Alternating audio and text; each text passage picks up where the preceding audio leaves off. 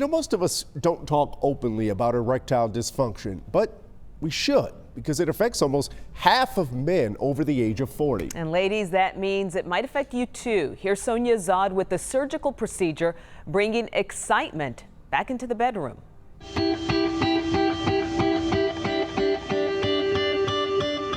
at the buildings, man. Look at that one. All right. December 23rd will be 3 years. We've been married for 3 years, but we've been together for 7. Rudy and Angela Herrera are still in that newlywed stage of life. The trees are beautiful, the colors.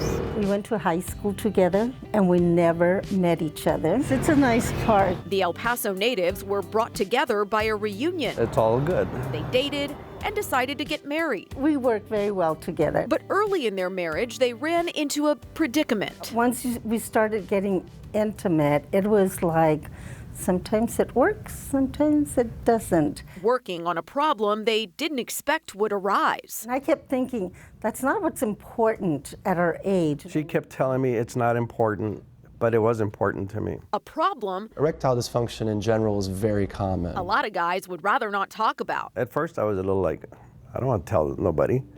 But after I thought about it, I said, you know what? If I'm gonna help somebody make the decision, then why not? Doctors estimate that after age 40, about half of men will develop some degree of erectile dysfunction. The risk goes up for men who've been treated with prostate cancer with either surgery or radiation.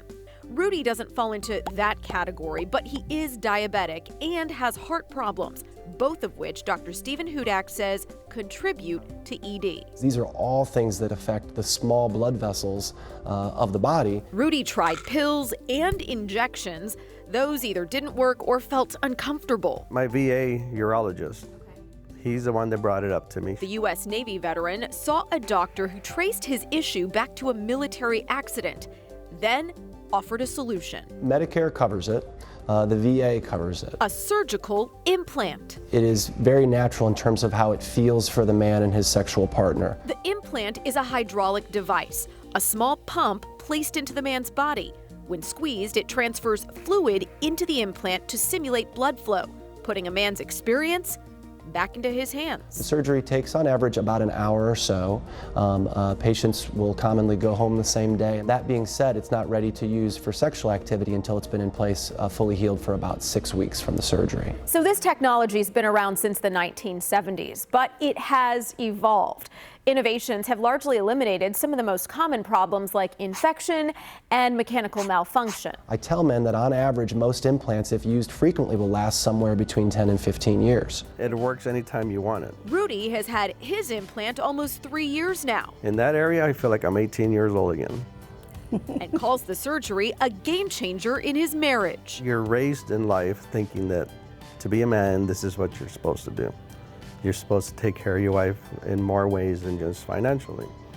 Well, when you get to the point where you can't, it started to really bug me in my own head. You're gonna stop right here and you're gonna give me a kiss. Ah, no. Satisfied both in and out of the bedroom, the giddy couple is looking forward to many happy years to come. In Dallas, I'm Sonia Azad.